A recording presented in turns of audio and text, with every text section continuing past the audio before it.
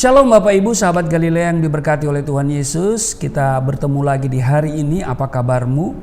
Apa yang kau pikirkan? Mari saudara, sejenak kita bersaat teduh.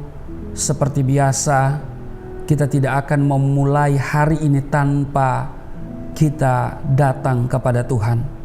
Sebab jika kita tidak melibatkan Tuhan, maka sudah dapat dipastikan bahwa seluruh aktivitas kita hari ini menjadi sia-sia. Tapi firman-Nya berkata, carilah dahulu kerajaan Allah dan kebenarannya, maka semuanya ditambahkan kepadamu. Baik Bapak Ibu, siapkan dirimu, kita berdoa. Kami datang di hadapan-Mu ya Allah di dalam nama Yesus Kristus. Kami bersyukur sebab Tuhan adakan bagi kami hari ini. Kami bersukacita karena kami percaya Tuhan tidak akan pernah membiarkan dan meninggalkan kami, bahwa Engkau merancangkan yang baik dalam hidup kami, termasuk hari ini. Apa yang kami butuhkan Tuhan sudah siapkan saat kami tidur. Itu sebabnya hari ini kami akan beraktivitas. Kami percaya bahwa Tuhan memberikan kami kekuatan, memberikan kami semangat, tapi juga memberikan perlindungan kepada kami, supaya hari ini dalam seluruh tugas dan kerja kami dapat lakukan dengan baik. Kami bukan sedang bekerja kepada manusia, tapi kami melakukan seluruh tugas dan kerja kami kepada Tuhan. Maka Tuhan yang memberkati kami, dan karena itu firman Tuhan yang akan kami baca, kami dengar, kami renungkan, hendak memberikan kami pelajaran untuk kami dapat melakukan seluruh aktivitas kami. Sebab firman-Mu itu menjadi kekuatan kami, menjadi pelita bagi jalan kami, dan karena itu urapi kami, buka hati pikiran kami, urapi juga hamba-Mu yang tidak ada apa-apanya. Setiap kata kalimat yang keluar dari mulut hamba-Mu adalah kata kalimat penuh kuasa, penuh urapan. Setiap sahabat Galilea yang mendengar, mereka diberkati, mereka berakar, mereka bertumbuh dan berbuah di dalam Engkau ya Yesus Kristus. Terima kasih. Kami diamkan seluruh suara hati kami, kecuali suara Tuhan kami mau dengar. Di dalam nama Tuhan Yesus kami siap diberkati. Amin. Bapak Ibu, Yeremia pasal 1 pada ayat 4 sampai dengan ayatnya yang ke-19. Lembaga Alkitab Indonesia memberi judul Yeremia dipanggil dan diutus. Kita lihat di ayat 4, firman Tuhan datang kepadaku, bunyinya, sebelum aku membentuk engkau dalam rahim ibumu, aku telah mengenal engkau, dan sebelum engkau keluar dari kandungan, aku telah menguduskan engkau. Aku telah menetapkan engkau menjadi nabi bagi bangsa-bangsa. Maka aku menjawab, Tuhan Allah, sesungguhnya aku tidak pandai berbicara, sebab aku ini masih muda. Tetapi Tuhan berfirman kepadaku, janganlah katakan aku ini masih muda, tetapi kepada siapapun engkau kuutus, haruslah engkau pergi, dan apapun yang kuperintahkan kepadamu, haruslah kau sampaikan. Janganlah takut kepada mereka, sebab aku menyertai engkau untuk melepaskan engkau. Demikianlah firman Tuhan. Lalu Tuhan mengulurkan tangannya dan menjamah mulutku. Tuhan berfirman kepadaku, sesungguhnya aku menaruh perkataan-perkataanku ke dalam mulutmu. Ketahuilah, pada hari ini aku mengangkat engkau atas bangsa-bangsa dan atas kerajaan-kerajaan untuk mencabut dan merobohkan, untuk membinasakan dan meruntuhkan, untuk membangun dan menanam. Firman Tuhan datang kepadaku, bunyinya, apakah yang kau lihat hai Yeremia? Jawabku, aku melihat sebatang dahan pohon badam. Lalu firman Tuhan kepadaku, baik penglihatanmu, sebab aku siap sedia untuk melaksanakan firmanku. Firman Tuhan datang kepadaku untuk kedua kalinya, bunyinya, apakah yang kau lihat Jawabku, aku melihat sebuah periuk yang mendidih datangnya dari sebelah utara. Lalu firman Tuhan kepadaku, dari utara akan mengamuk malapetaka menimpa segala penduduk negeri ini. Sebab sesungguhnya aku memanggil segala kaum kerajaan sebelah utara, demikianlah firman Tuhan. Dan mereka akan datang dan mendirikan tahtanya masing-masing di mulut pintu-pintu gerbang Yerusalem, dekat segala tembok di sekelilingnya, dan dekat segala kota Yehuda. Maka aku akan menjatuhkan hukumanku atas mereka karena segala kejahatan mereka, sebab mereka telah meninggalkan aku dengan membakar korban kepada Allah lain dan sujud menyembah kepada buatan tangannya sendiri. Ayat 17, tetapi engkau ini, baiklah engkau bersiap, bangkitlah dan sampaikanlah kepada mereka segala yang kuperintahkan kepadamu. Janganlah gentar terhadap mereka, supaya jangan aku menggentarkan engkau di depan mereka. Mengenai aku, sesungguhnya pada hari ini aku membuat engkau menjadi kota yang berkubu, menjadi tiang besi dan menjadi tembok tembaga melawan seluruh negeri ini, menentang raja-raja Yehuda dan pemuka-pemukanya, menentang para imamnya dan rakyat negeri ini.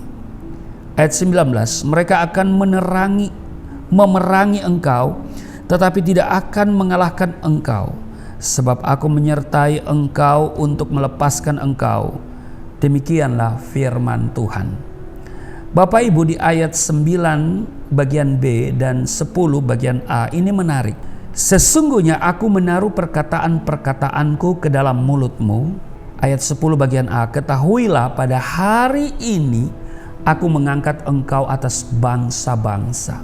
Di dalam diri setiap orang percaya, saya percaya ada panggilan Tuhan untuk sebuah rencana yang besar. Sudah percaya hal itu? Cara Tuhan memanggil tiap-tiap orang itu berbeda-beda. Demikian pula dengan Yeremia, seorang muda yang dipanggil Tuhan untuk menjadi nabi bagi bangsa-bangsa. Pada awalnya Yeremia merasa ragu dan takut dengan kemampuan yang dimiliki karena merasa diri masih muda, belum cukup pengalaman. Kalau masih muda berarti masih belum apa-apa. Yeremia itu masih muda, dan perhatikan pada awalnya dia masih takut, begitu ya, bahkan penuh dengan keraguan. Dia merasa kemampuannya belum apa-apa, apalagi menghadapi bangsa-bangsa di sekitarnya. Ini menjadi nabi loh, menjadi nabi bagi bangsa-bangsa. Bukan hanya satu bangsa, tetapi bangsa-bangsa. Tapi firman Tuhan kembali meneguhkan dia. Di ayat 5, sebelum aku membentuk engkau dalam rahim ibumu, aku telah mengenal engkau. Dan sebelum engkau keluar dari kandungan, aku telah menguduskan engkau.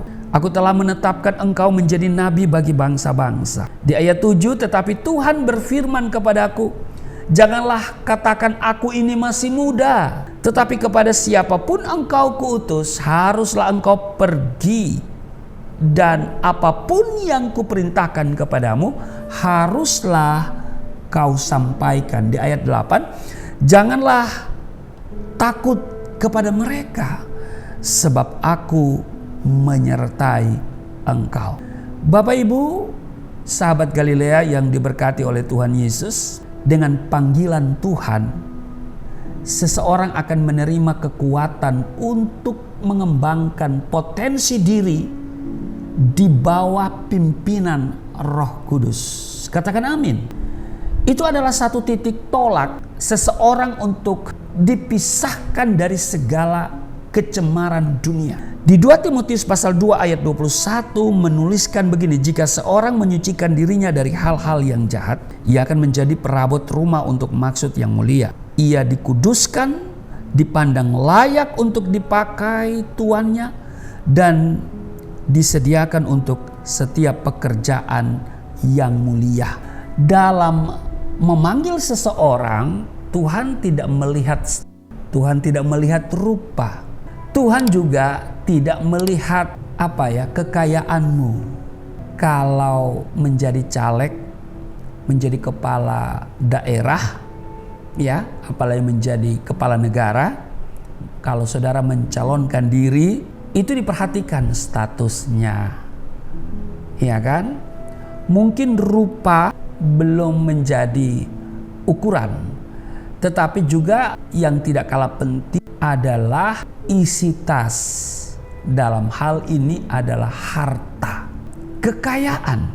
Nah, Bapak Ibu, di 1 Samuel 16 ayat 7 sudah jelas tertulis, manusia melihat apa yang di depan mata. Jadi jangan heran kalau saudara mencalonkan diri jadi legislatif kah, menjadi bupati, menjadi wali kota, gubernur, bahkan menjadi presiden, atau mungkin jadi kepala desa, ya kan? Orang selalu melihat rupa yang mereka bisa lihat dengan mata jasmani. Tetapi kalau Tuhan yang memilih, dia tidak melihat rupa tetapi melihat hati. Hati yang rela dan mau dibentuk, itulah yang Tuhan cari. Amin. Saat seseorang menerima Kristus sebagai Tuhan dan Juru Selamat, sesungguhnya hal itu merupakan awal sebuah panggilan Tuhan. Tuhan memanggil saudara dan saya untuk menjalankan fungsi di dunia ini, yaitu menjadi garam dan terang dunia. Itu jelas tertulis di Matius pasal 5 ayat 13 dan 14. Dunia saat ini sedang diliputi dengan kegelapan yang teramat pekat. Karena itu dunia membutuhkan para pembawa terang. Ada amin? Nah, Bapak Ibu, Kristus adalah terang dunia. Di Yohanes 8 ayat 12 tertulis hal itu. Dan sebagai pengikut Kristus, kita adalah anak-anak terang. Sebab itu hiduplah sebagai anak-anak terang. Demikian nasihat Rasul Paulus di Efesus pasal 5 pada ayatnya yang ke-8.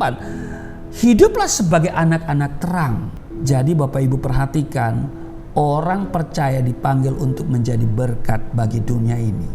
Artinya dunia membutuhkan saudara dan saya sebagai pembawa terang, pembawa damai, amin, menjadi garam dan menjadi berkat, amin. Tuhan tidak melihat rupamu, Tuhan tidak memandang hartamu, Tuhan juga tidak memandang kemampuanmu, baik itu kemampuan intelektual ataupun juga kemampuan-kemampuan yang lain.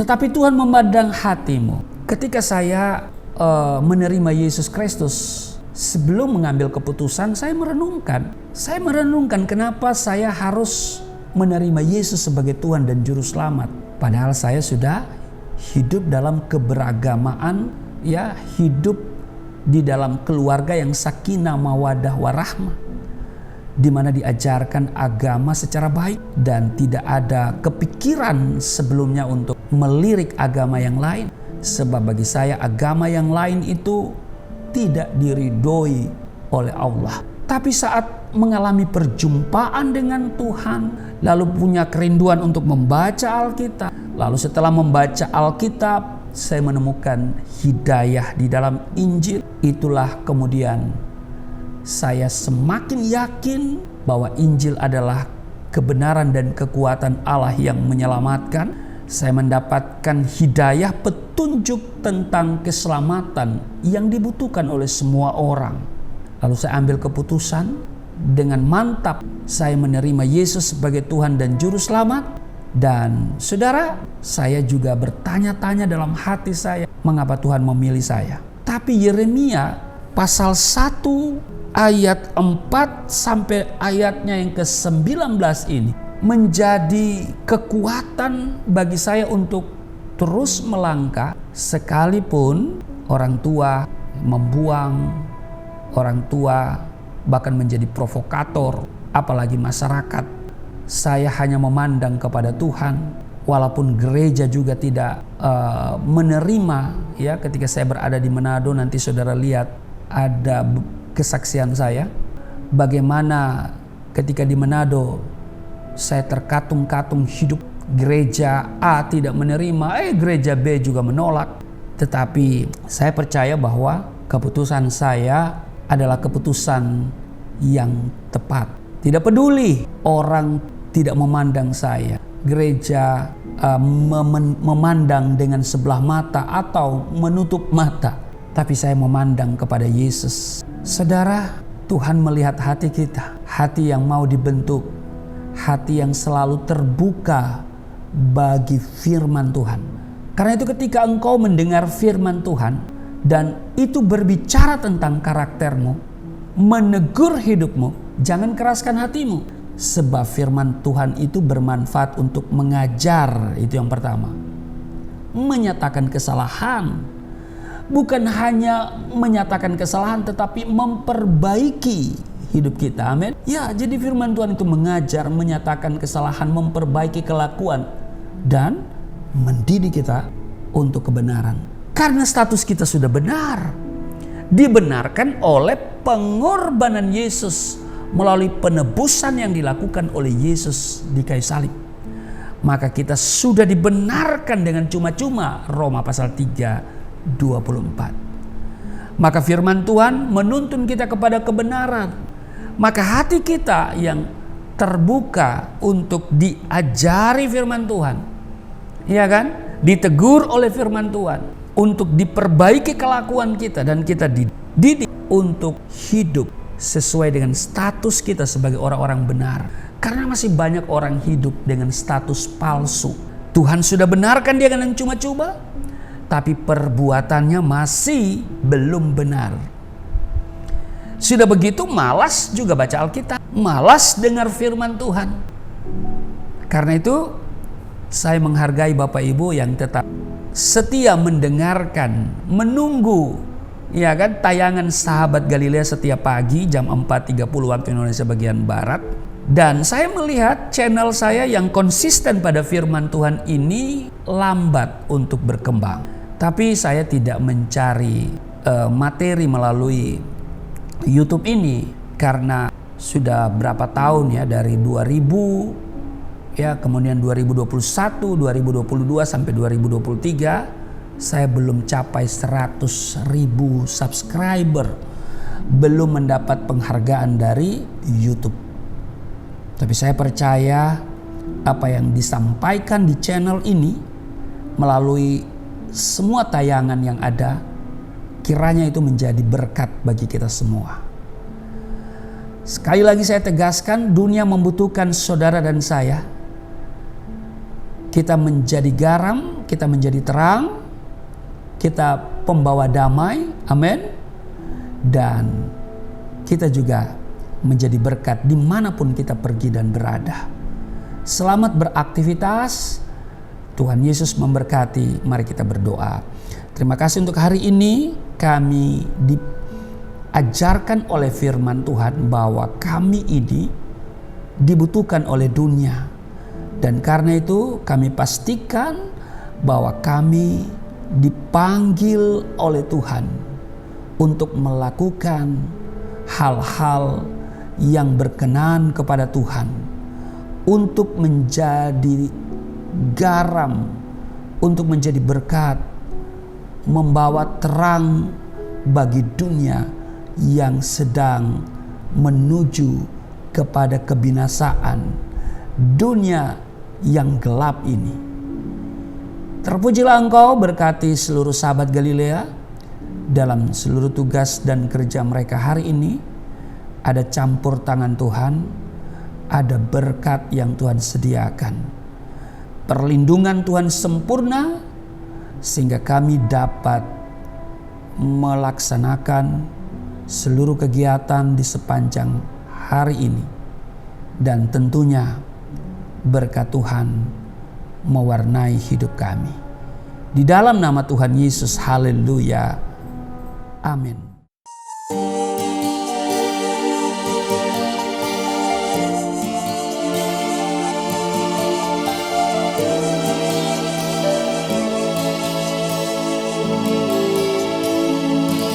Bapa kami yang di surga, dimuliakanlah nama-Mu.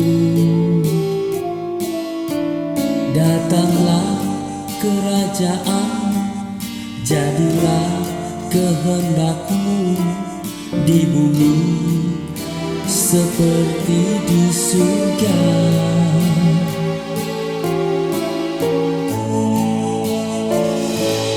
Berikanlah kepada